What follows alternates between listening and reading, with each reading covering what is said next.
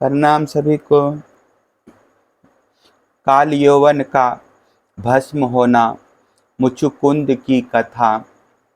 श्री सुखदेव जी कहते हैं, प्रिय परीक्षित, जिस समय भगवान श्री कृष्ण मथुरा नगर के मुख्य द्वार से निकले, उस समय ऐसा मालूम पड़ा मानो पूर्व दिशा से चंद्रोदय हो रहा हो।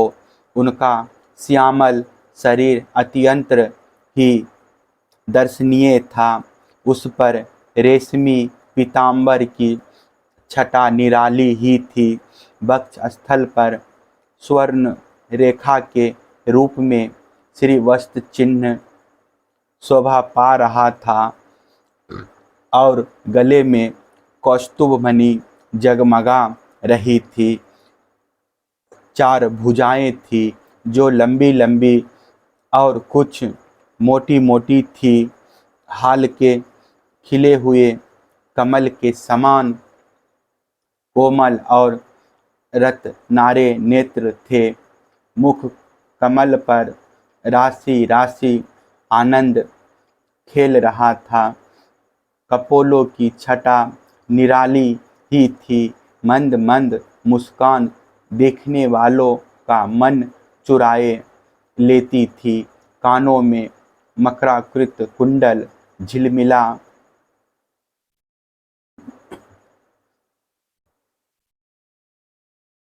झिलमिला झिलमिला झलक रहे थे। उन्हें देखकर काल यौवन ने निश्चय किया कि यही पुरुष वासुदेव हैं, क्योंकि नारद जी ने जो जो लक्षण बतलाए थे, वक्षस्थल पर श्रीवत्स का चिन्ह, चार भुजाएं, कमल के से नेत्र, गले में बनमाला और सुंदरता की सीमा, वे सब इसमें मिल रहे हैं। इसलिए यह कोई दूसरा नहीं हो सकता। इस समय यह बिना किसी अस्त्र शस्त्र के पैदल ही इस ओर चला आ रहा है। इसलिए मैं भी इसके साथ बिना अस्त्र शस्त्र के ही लड़ूंगा। ऐसे निश्चय करके जब काल यौवन भगवान श्री कृष्ण की ओर दौड़ा, तब वे दूसरी ओर मुँह करके रणभूमि से भाग चले और उन योगी दुर्लभ प्रभु को पकड़ने के लिए काल यौवन उनके पीछे पीछे दौड़ने लगा। रणछोड़ भगवान लीला करते हुए भाग रहे थे। काल यौवन पग पग पर यही समझता था कि अब पकड़ा तब पकड़ा। इस प्रकार भगवान उसे बहुत दूर एक पहाड़ की गुफा में ले गए। काल यौवन पीछे से बार बार आक्षेप करता कि अरे भाई, तुम परम यशस्वी यदुवंश में पैदा हुए हो, तुम्हारा इस प्रकार युद्ध छोड़कर भागना उचित नहीं है। परंतु अभी उसके अशुभ निशेष नहीं हुए थे, इसलिए वह भगवान को पाने में समर्थ न हो सका। उसके आक्षेप करते रहने पर भी भगवान उस पर्वत की गुफा में घुस गए। उनके पीछे काल यौवन भी घुसा।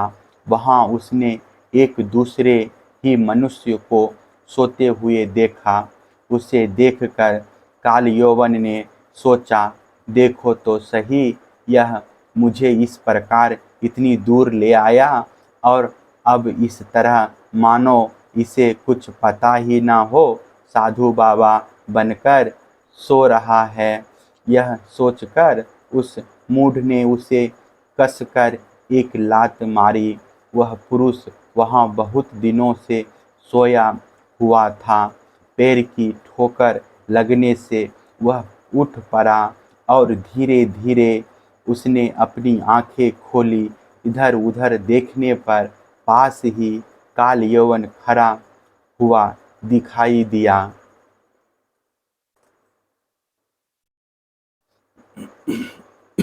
परीक्षित, वह पुरुष इस प्रकार ठोकर मारकर जगाए जाने से कुछ रुष्ट हो गया था।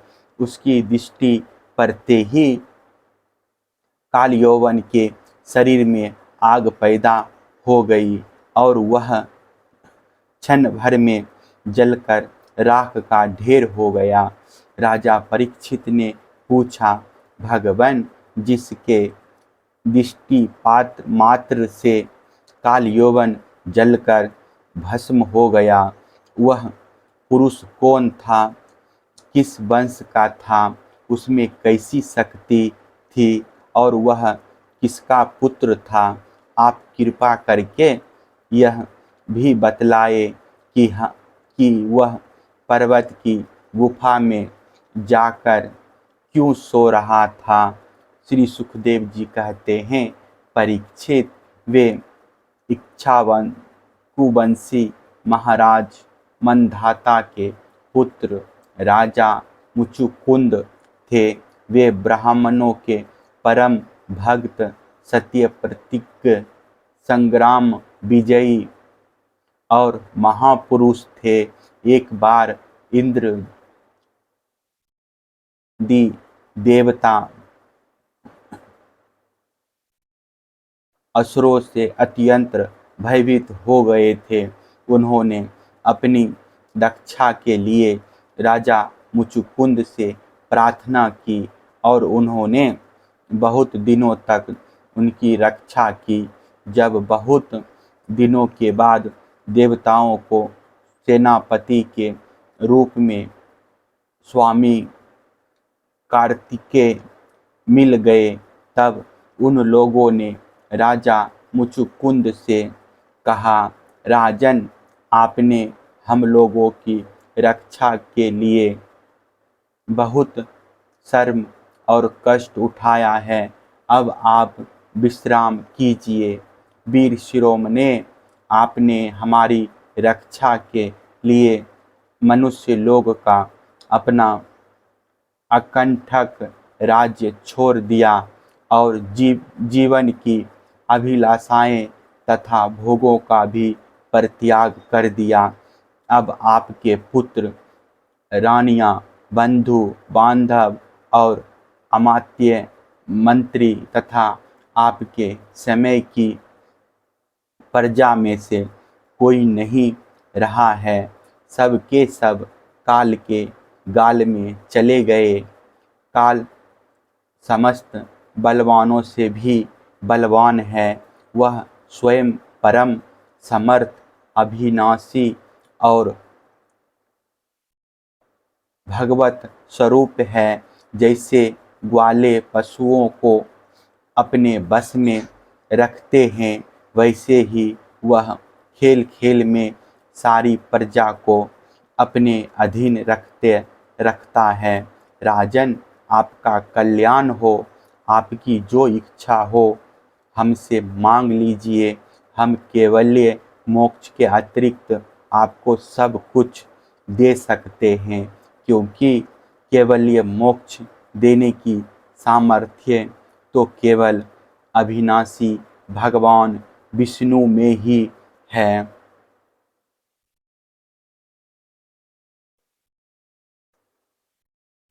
परम यशस्वी राजा मुचुकुंद ने देवताओं के इस प्रकार कहने पर उनकी वंदना की और बहुत थके होने के कारण निद्रा का ही वर मांगा तथा उनसे वर पाकर वे नींद से भरकर पर्वत की गुफा में जा सोए। उस समय देवताओं ने कह दिया था कि राजन, सोते समय यदि आपको कोई मूर्ख बीच में ही जगा देगा तो वह आपकी दृष्टि पड़ते ही उसी क्षण भस्म हो जाएगा।